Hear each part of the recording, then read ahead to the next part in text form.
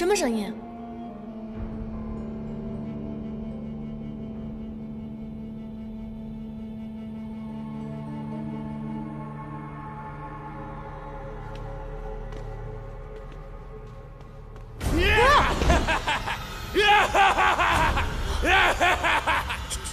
这不是齐明阳吗？他中错魂阵太深，也是无救，注定癫狂致死。倒不如给他来个痛快。等等，让我来试试，或许有救。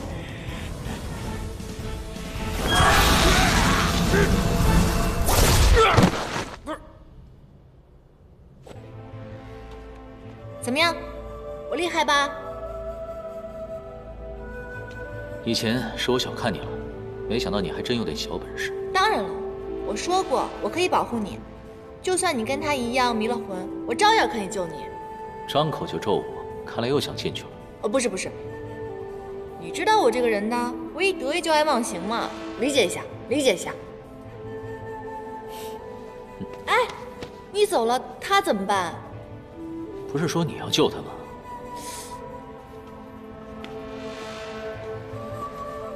你先在这儿等会儿我们，等我们找到出口以后再回来救你，坚持住啊！哇，怎么又有这个贵妃啊？哎，你别看了，这没准又是什么法阵呢。已经看完了。确实有阵法。啊！站远一点。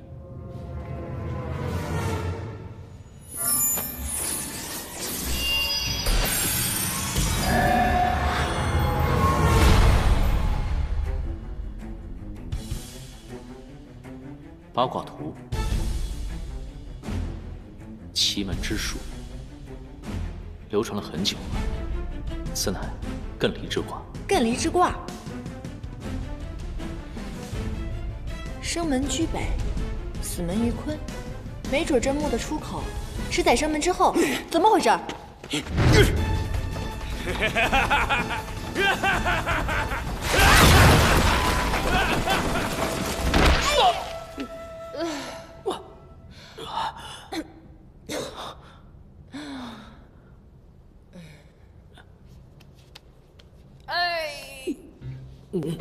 这哪儿啊？手。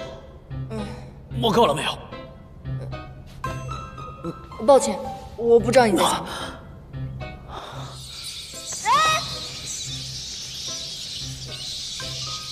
你干嘛？蝙蝠。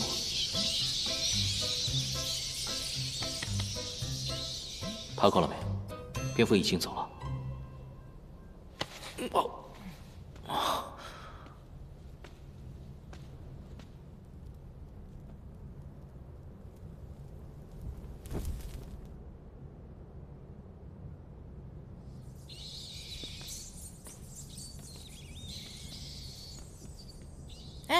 你看，这有块墓碑。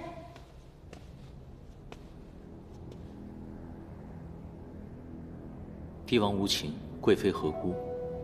吾等奉命修建此墓，自知罪孽深重，留此生门，盼贵妃之灵可经此逃出升天，免受镇压之苦，早登极乐。之前墓碑所说的“生为死之门”。死为生之所，也就是说，生门背后是死境，死门背后才有一线生机。此处有蝙蝠栖息，可见一定有出路。这个齐明阳，装疯害人，想独吞宝藏，谁知道还救了我们，真是命运弄人啊，是不是？王年耗费灵力救他。要救人，人却害人，这世道和我想的不太一样。那你本来想象的是什么样的？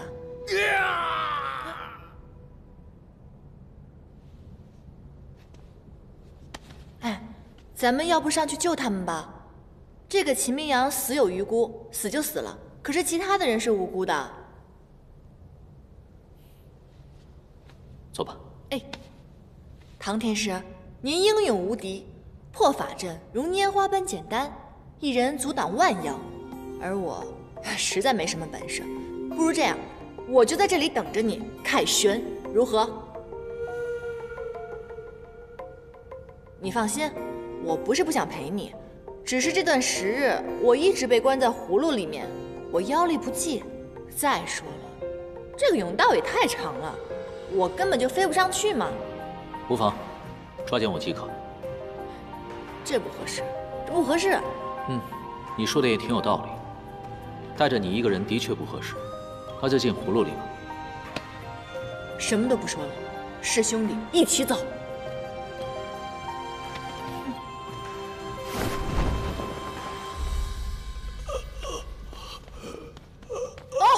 救救我！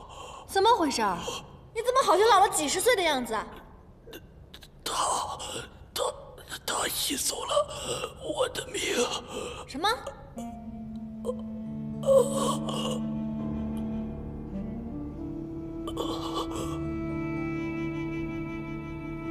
一命千秋，莫非是七曜神域？是不是有人夺走了你的寿数？寿数天定，还能抢夺？他可是带了什么法器？他用什么？怎么回事？死了？一说到关键时刻，怎么就死了呢？你说完再死好不好，大哥？速速离开，走吧。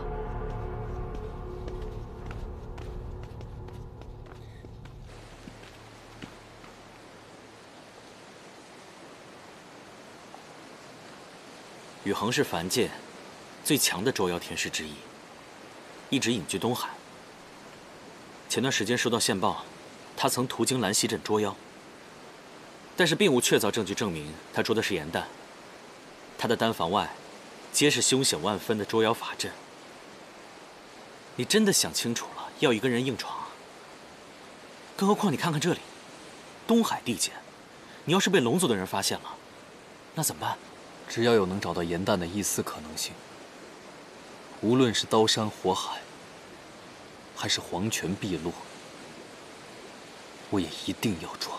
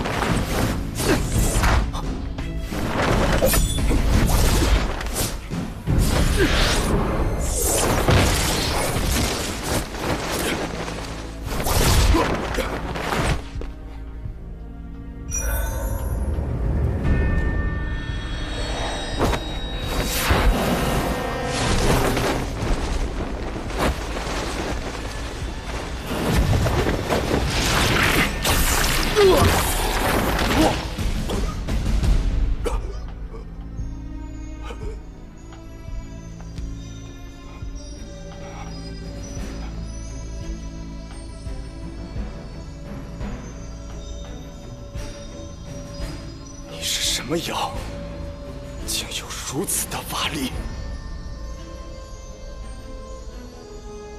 你真幸运，这里面不是他，否则今日的教训绝没有这么简单。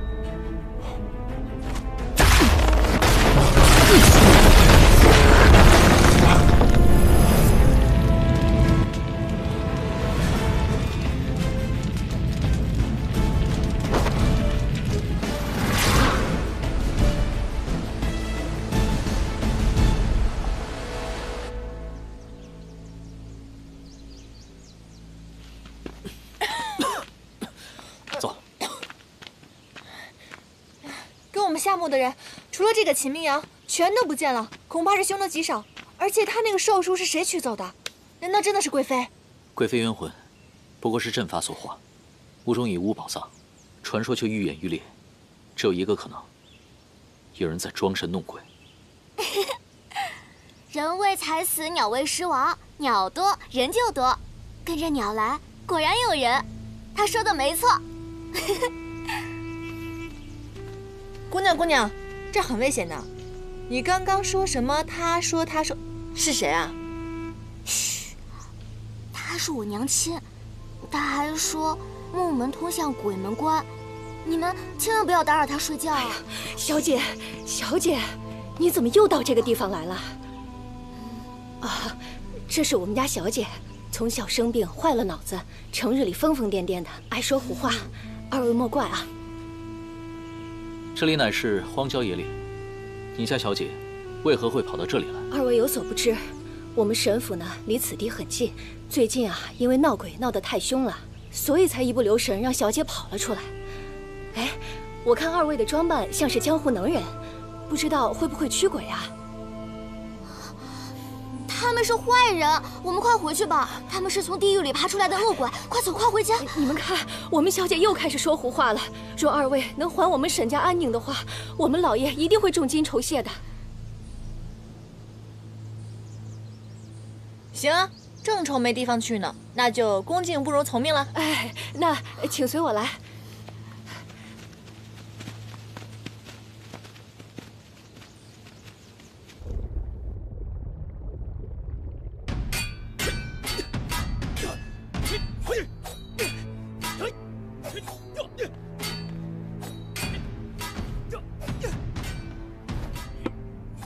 去，把天庭赏赐的天仙玉露也拿来，给太子妃解解渴。别叫我太子妃。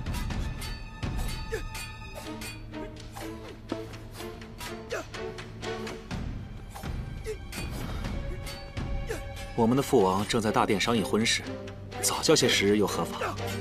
还是说你害羞了？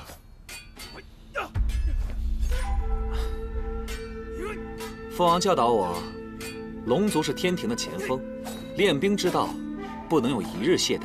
我们东海的士兵都是由我亲自训练的，你们南海的士兵能接下已经不错了。赵兰，等我们成婚之后，我让他们都当你的亲卫。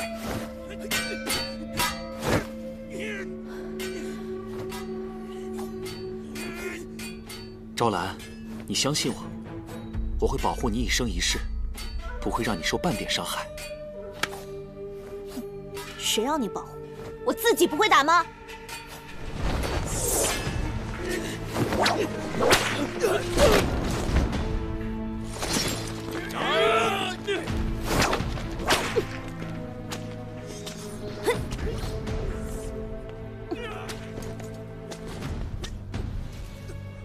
太子殿下，属下为您炼丹的丹房被一只妖毁了，所有丹药无一幸免。属下已奋力一战，奈何此妖妖术奇诡，能纵水火。能纵水火？这妖长什么样？此妖皮相修得甚好，属下也没能看出原形。不过在打斗时，发现他腕上有一个似花似鱼的印记。于墨竟然还没死！传我命令，派出所有精锐，不惜一切代价追杀此妖。是。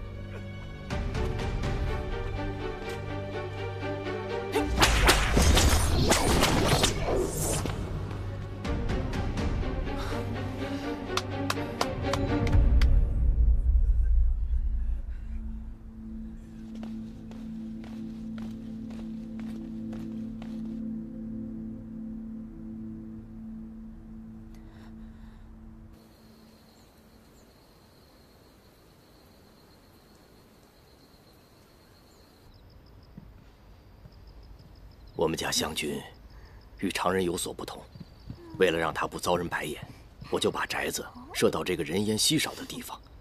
当初风水先生说此地阴气太重，易招邪祟，可当时我没有放在心上。现如今，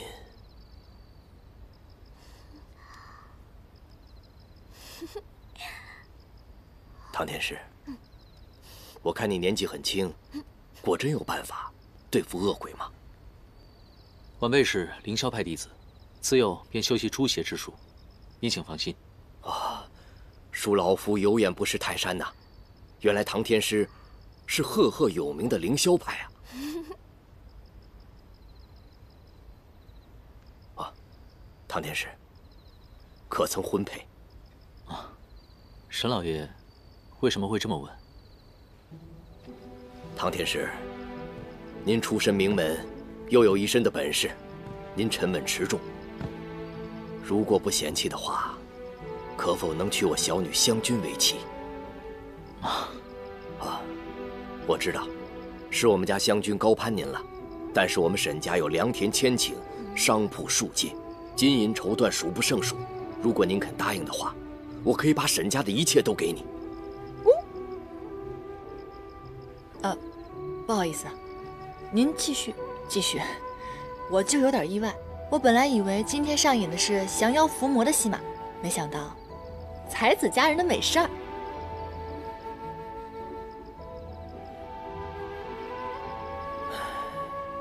我知道，是我太心急了，我是一只脚迈进棺材的人了。唯独放心不下的，就是湘君的归宿。这孩子八字轻，一朝邪祟，寻常男人见了他，不是怕，就是讨厌他。只有唐天师您不但不怕他，您还有本事保护他。如果您答应这门婚事的话，哪怕是做妾也行，我这心也会安的。阿爹，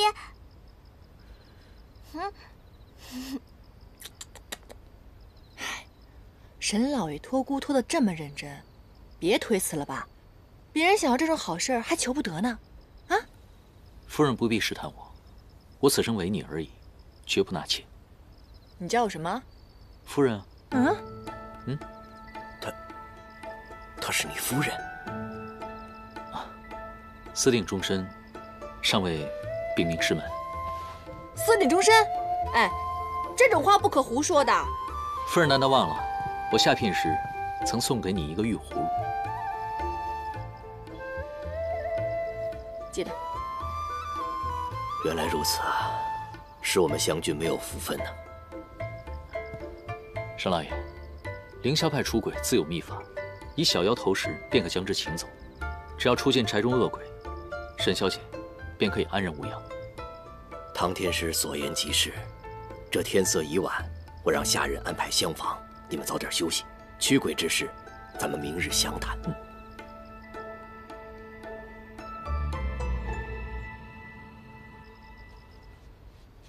拿我挡桃花，还让我睡在地上，你不觉得你这么做有一点点的不妥吗？沈老爷只给安排了一间客房，确实不妥。大概是想试探一下我有没有说真话。我这个人呢，最怕着凉了。我一着凉就睡不好觉，就会起来梦游。我梦游很恐怖的哦，难道你不怕吗？你不梦游也很吓人。你确定要这么继续盯着我看吗？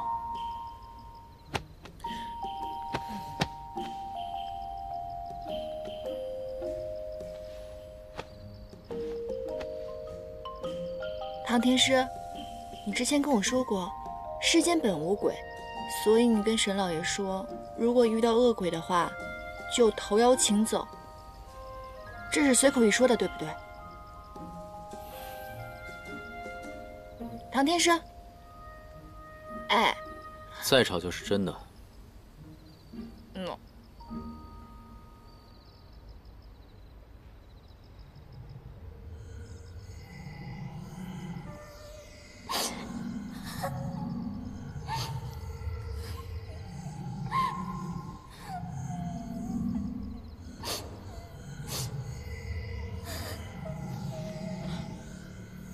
怎么回事？唐天师，唐天师，唐天师，醒醒，醒醒！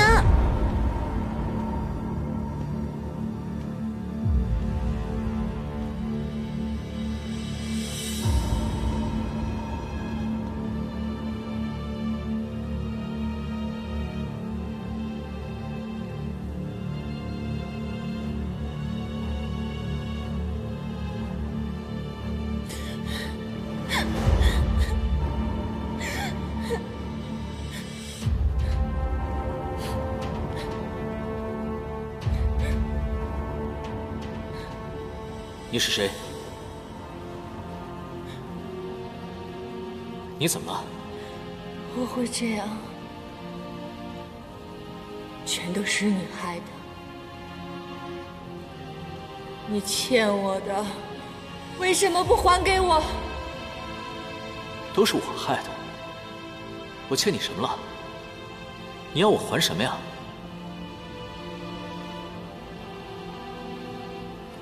你欠了我半颗心，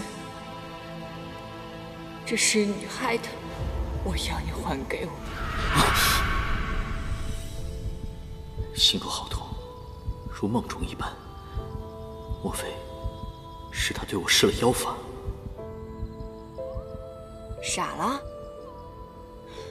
我不是故意打扰你的，是真的闹鬼了。你听，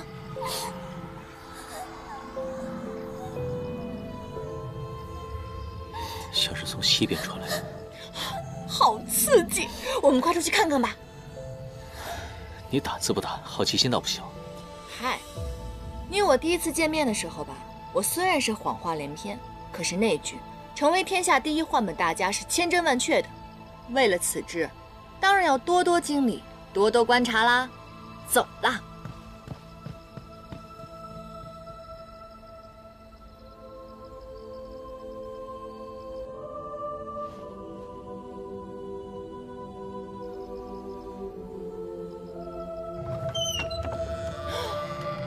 哦，哎，你还愣着干嘛？外面有蠢货拿灵火骗人，快来！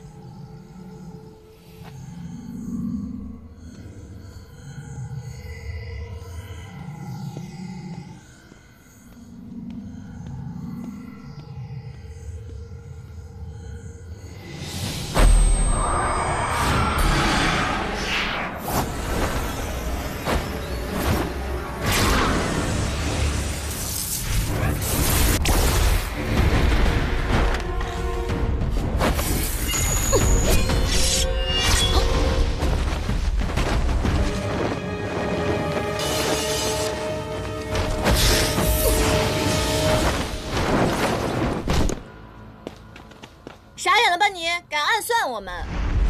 既然对方用这么老套的招数引我们出去，那我们自然不能辜负这出好戏喽。你不是最喜欢打架吗？机会来了，打他，看他到底是谁！上！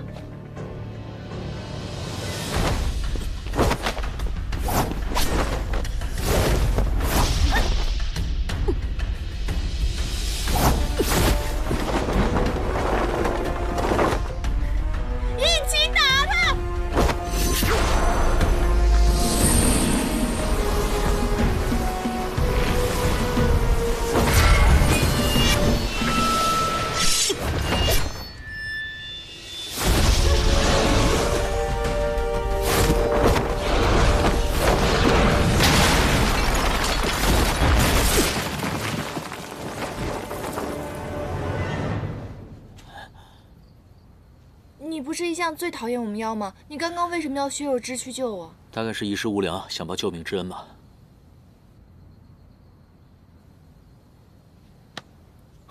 你干嘛？你别误会啊，我只想看看有没有伤到你心脉。你们凡人不都靠这活着吗？我可赔不起。欠了我半颗心，我要你还给我！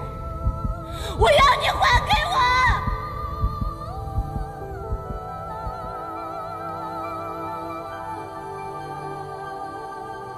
哎，干嘛？别碰瓷啊！刚刚还好好的嘛，不是？碰你个大头鬼！我没事，不用你管。奇奇怪怪的，谁要管你啊？我是看你救我的份上才管你的，好吧？哎，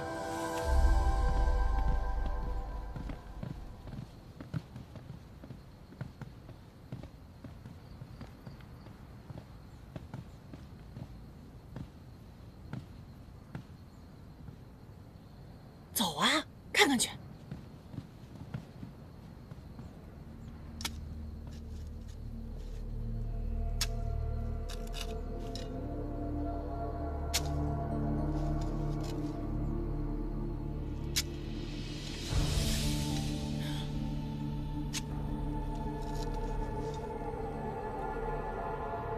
小姨啊，对不起啊，不起呀！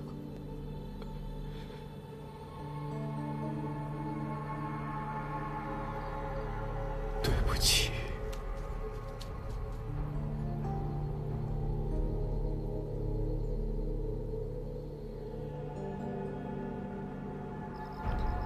哎呀，先是这个神秘人设局埋伏，再是沈老爷埋花葬骨，这一夜到底演的哪一出啊？从娘娘墓到神府，这故事简直是越来越精彩了。唐天师，要不然咱俩打个赌吧，看谁先拨开云雾，怎么样？你想赌什么呢？拨开云雾啊！要是我赢了，你就放我走；那若是你输了呢？那就任凭你差遣呗。我不赌不也一样吗？哎，不一样，不一样。打赌嘛，是博一个好彩头。你想想，自古天下英雄，哪一个不是争强好胜？而且，你难道不想凭真正的实力赢过我吗？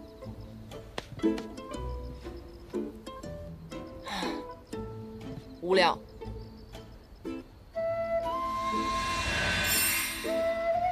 唉，本来想着你答应打赌，便把这个送给你，现在便宜你了。你是散花童子吗？上次给我的花瓣我都没有用。他呢，只是提前设下了阵法，才敢偷袭我，没什么实力，伤不到我的。那我就不给你了。拔都拔了，多存一片，留着下次用。奸诈小人！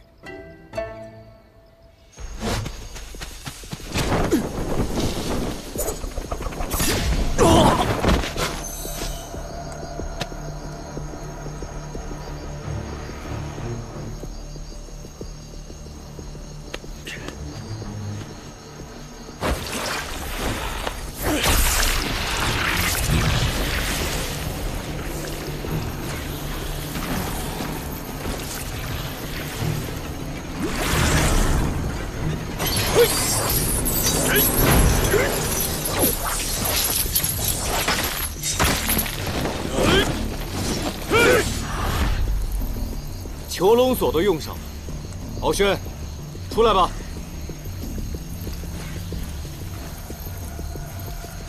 没来啊？那可不好啊。囚龙锁，以血祭锁，天人难逃，别白费力气了，给我上！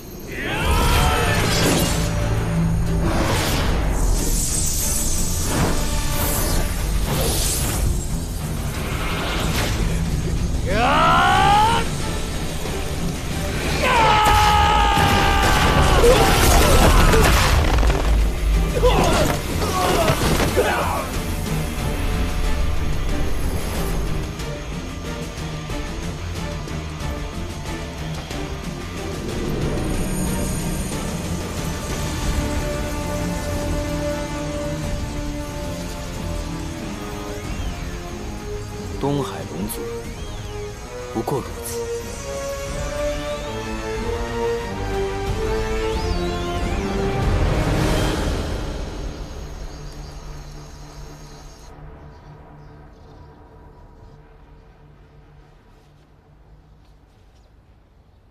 沈老爷，所以我们思来想去，还是决定来找您了。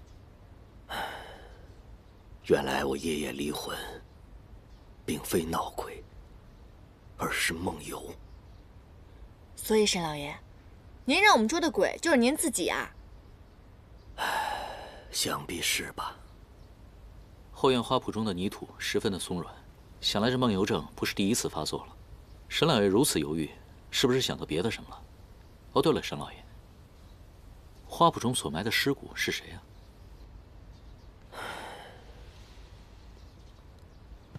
什么也逃不过唐天师你的眼睛。家中隐秘之事，本不愿与别人言说，而为第一次来到我府，就撞破老夫的心结，想必也是一种缘分。花圃中埋葬的是我的亡妻小姨，她是朵西族人，尸骨而葬不设棺木，那是他们的习俗。朵西族尸骨而葬，怎么听上去这么耳熟啊？那你深夜葬花也是习俗的一部分。不，我梦游去见小姨，是因为我曾无意间见到湘君在偷偷害人，是我对不住小姨。哎，沈老爷，你家小姐不是脑子……她不是神志不清吗？我也不知道发生了什么事情，可我亲眼见到湘君在枯井旁偷偷的害人，用妖术谋害人的性命啊！你怎知他使用的是妖术？朵西族人擅长使用妖术，我和小姨青梅竹马，多少也略知一二。可是小姨死得早，不可能教湘君这些，所以湘君一定是中了邪。唐天师，就算我求你了，若能还我原来的湘君，我死也瞑目了。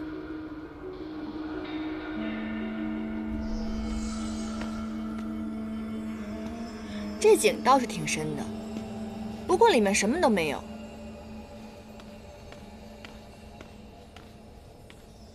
哎，你相信沈老爷说的话吗？奇奇怪怪的沈小姐被邪魔附身了，怪不得他想让你娶她女儿呢，是想让你替他治病啊。沈老爷的发妻在沈小姐年幼时就已经去世了。花圃所埋尸骨确实属于年轻妇人，而且有些年头。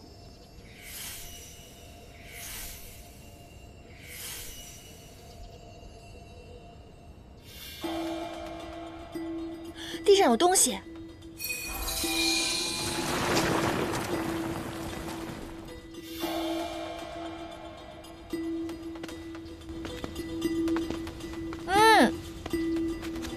哎，那不是那个妓女侠吗？可就算她遇害了，这也才刚刚分别1日啊。1日之间化作枯骨，定是邪术所致。看来正应了沈老爷的说法。除了和我们一起下墓的人，其他尸骨都来自体格健壮的男子，死亡时间也并不久远。若青石镇短期内有大量壮丁失踪的话，必然会引起轰动。所以，他们失踪的理由是娘娘墓。娘娘墓是彻头彻尾的陷阱，里面根本没有什么宝藏，都是一批批赶去送死的寻宝人。哦，我现在终于知道了，为什么贪字是五毒之首了。你相信沈小姐杀了他们所有人吗？你不觉得，自从我们来到神府以后，一切线索都来得太顺利了吗？沈小姐的身上的确有很多的疑点，但所有指向她的证据，全部来自沈老爷。所以啊，耳听为虚，眼见为实。好了，我们去会会沈小姐。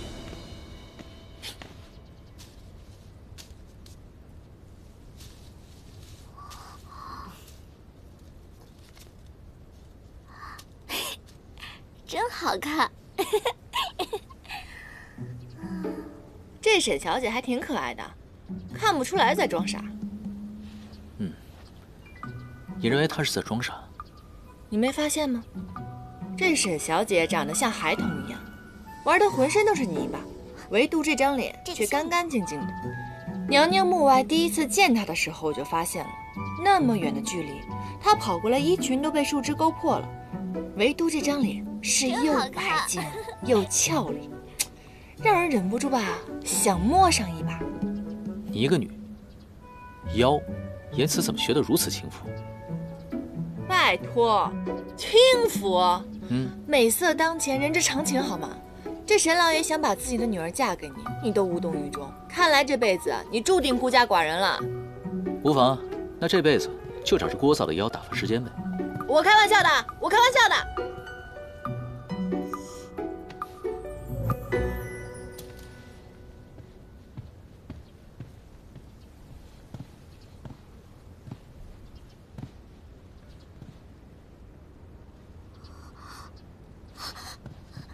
你走，你快走！小宁不要和你玩，你快走！你走啊！唐周，把话说清楚！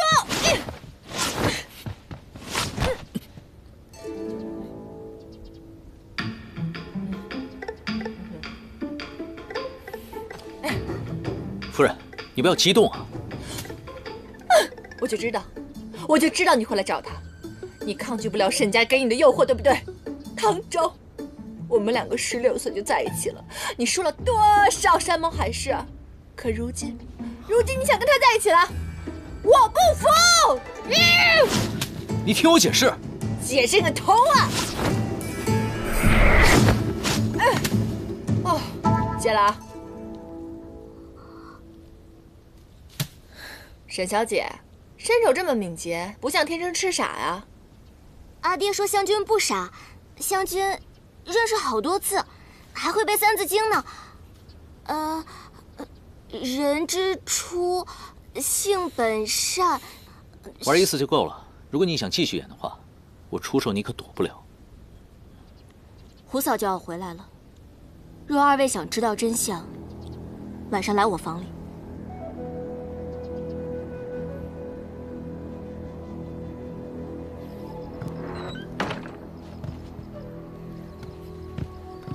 安全了。说吧，为何装疯卖傻？是父亲告诉你们的吧？他终究还是不肯放过我，要取我的性命。啊？其实，从很小的时候，我就亲眼目睹他杀死了母亲。我害怕他将我也杀掉，就假装被吓傻。父亲四处传播娘娘墓的传闻，利用陷阱杀害了好多人。我其实一直都想做些什么，但是有胡嫂盯着，唯一的办法只有假装通灵，跑到娘娘墓面前去提醒那些夺宝人。怪不得你一直拒绝我们来你家驱鬼。石鼓藏，我之前听到沈老爷说到石鼓藏的时候，我就觉得特别耳熟。我之前看过一本杂记，叫做《习族志异》，这里面记载着石鼓藏呢是朵习族不爱传的秘术，这由圣女守护着。不过10几年前呢，最后一任圣女和别人私奔了，从此以后朵习族便销声匿迹。如果不介意的话，我稍微的猜测一下，你娘不会就是那位圣女吧？是。父亲杀死母亲，正是为了族中秘术。但是他已经修习多年，并非一般修行之人可以对付。求求二位，一定要救救我！这是沈老爷，这是沈小姐。沈老爷的恐惧不像是假的，而沈小姐的眼泪呢，也是情真意切。可这唯一能作证的人吧，也就程白骨了。哎，你说凶手到底是谁啊？是谁不重要，重要的是我们只需要耐心的等待。有道理。只要我们在这里一日，真凶便会殚精竭虑一日，就看谁更有耐心喽。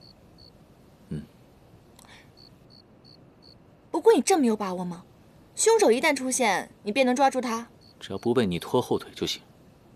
切，不要看扁人好不好？有的时候像你这种打打杀杀是没有用的，最重要的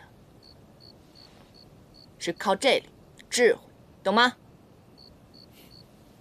哦，是吗？还好吧。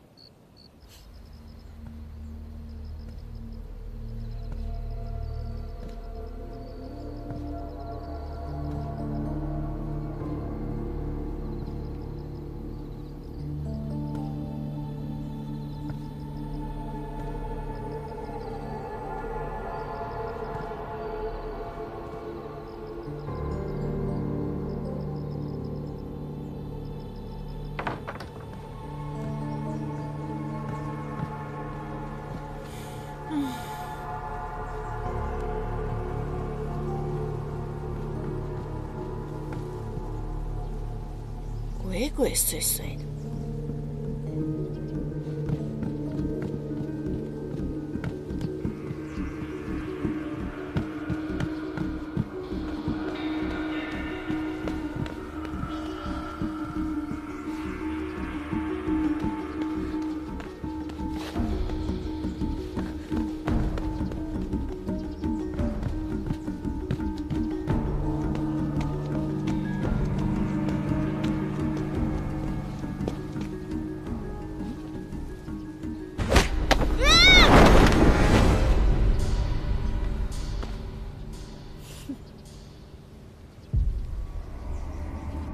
天师，唐天师，救命！救命！怎么了？怎么了？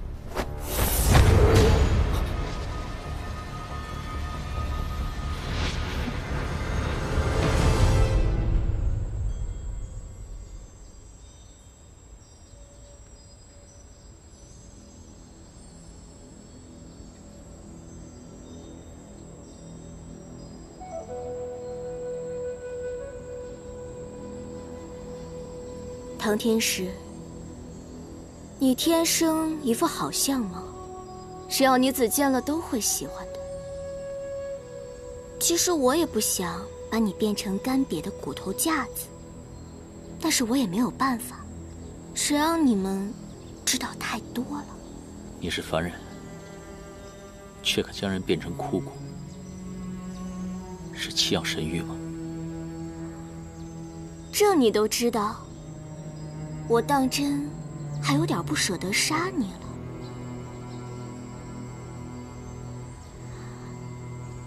其实我想知道，是唐夫人好看，还是我好看？如果再给你一次选择的机会，你是选她，还是选我？要杀便杀，我没有闲工夫陪你聊天。你就这么讨厌我？罢了，男人都是不知好歹的家伙。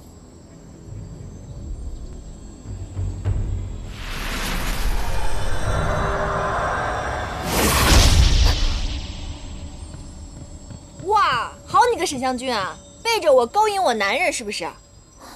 你不是跌入井里了吗？这么不入流的手段，还想套着我，太小看我了吧你！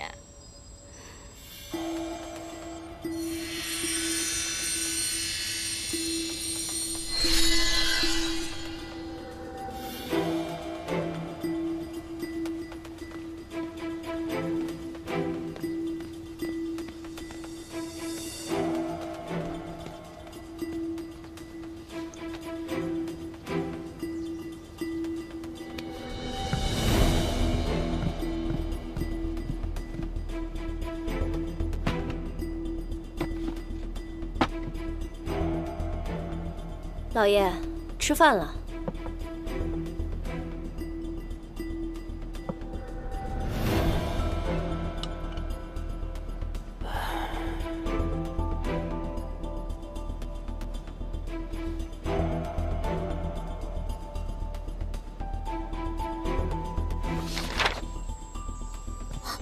你去了阁楼？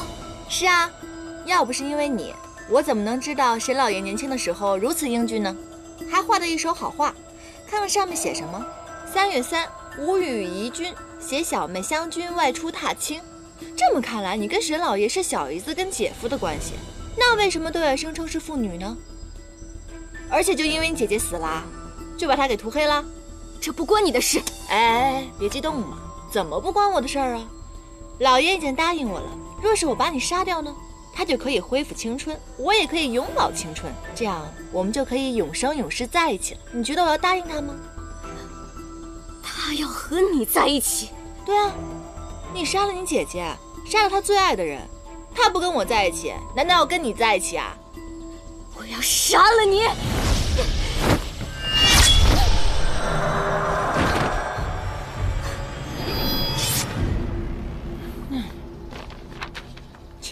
他就不是那个，你也不是那个，你就躺在床上看戏呀？半周吃老虎已经不是第一次了。之前你骗了那客栈的小贼，如今又开始骗沈小姐。我不过呢是想见见他的手段，你知道还进来？我不是怕万一你着了他的道，那你变成一具骷髅的话，我也没有好果子吃吗？你倒是挺有自知之明的。沈老爷把所有的事情都告诉你了吧？当然没有啦。我只是略施小计，把这幅画给偷出来了，其他的全都是靠猜的。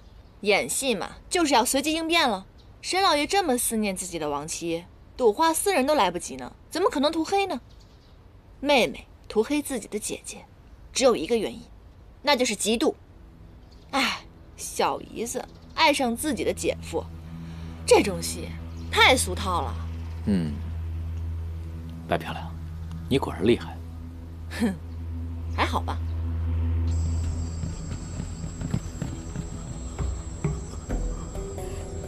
唐天使，快救我！他疯了！你们若再靠近半步，我就要了他的命！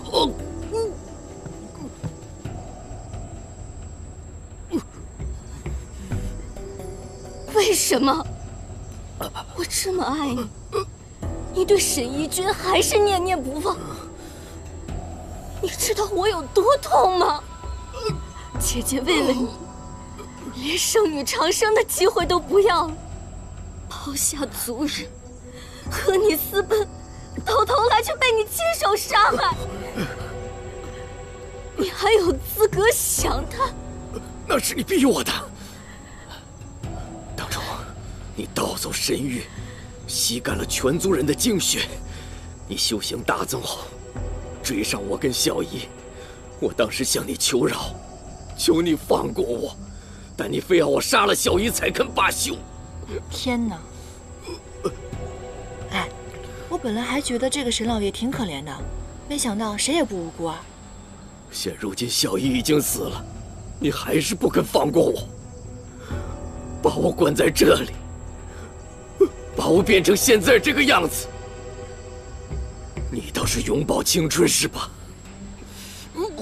我本以为，只有将你变老，你才不会再爱上别的女人。当初明明是你跪在地上说爱我，我才饶了你性命的，你忘了吗？你这个骗子！哎，我说你这女的脑子是不是有问题啊？你逼他亲手杀死挚爱，你还让他苍老苟活，他怎么可能会爱上如此自私又恐怖的你啊？秀君，你听我说。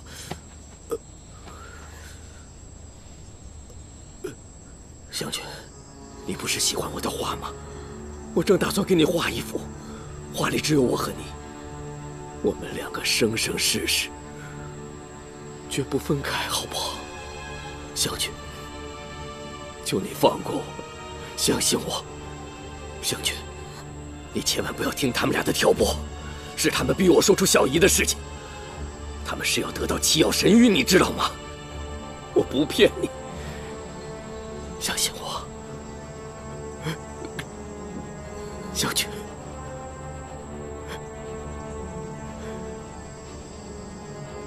是你们，真傻呀你！这种负心汉的鬼话你也信？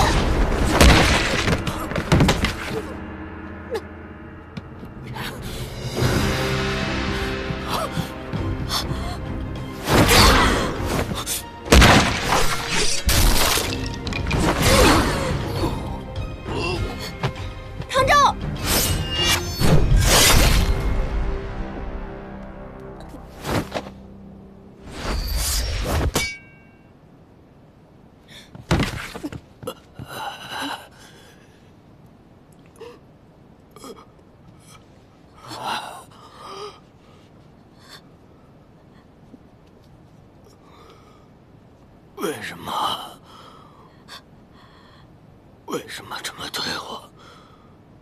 你不是说爱我吗？是你说的，我们永远在一起。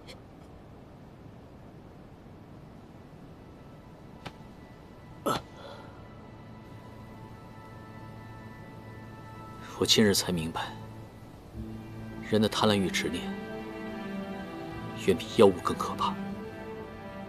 你别扯上我们妖啊！我们妖的感情最单纯了，只是他们二人实在是太疯狂了。人间有8苦：生老病死、爱别离、怨憎会，求不得，五阴炽盛。而这沈老爷为了躲避一个死字，先是跟姐姐爱别离，又是跟妹妹怨憎会，最后衰老苟活。没有比这个更严重的惩罚了。而沈小姐呢，五阴炽盛，由爱生痴，这到最后也没有得到沈老爷的爱。他们二人都在避苦，可最后却受尽了8苦。你已经记得挺清楚，你这花精却与旁人不同，身为妖，却总爱行人间之事。没想到我们妖也有大志向吧？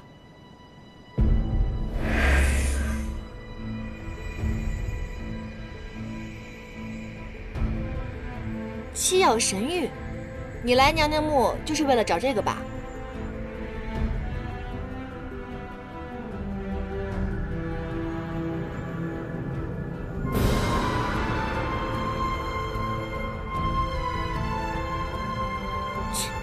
我就是问问，又不抢，真小气。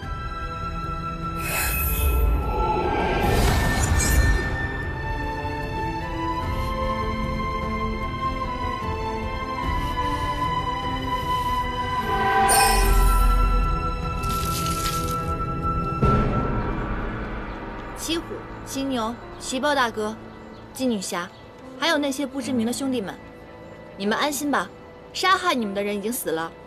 我跟唐周已经把娘娘墓里面所有的法阵全部毁掉，以后再也不会有人殒命了。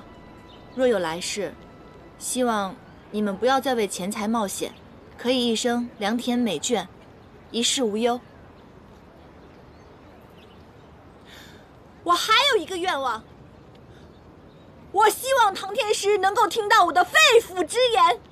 虽然以前的我从来没有害过人，是一只非常非常好的妖，但是希望我以后可以努力做一只更好的妖。要不你的声音再大一点，满天神佛都能听见了。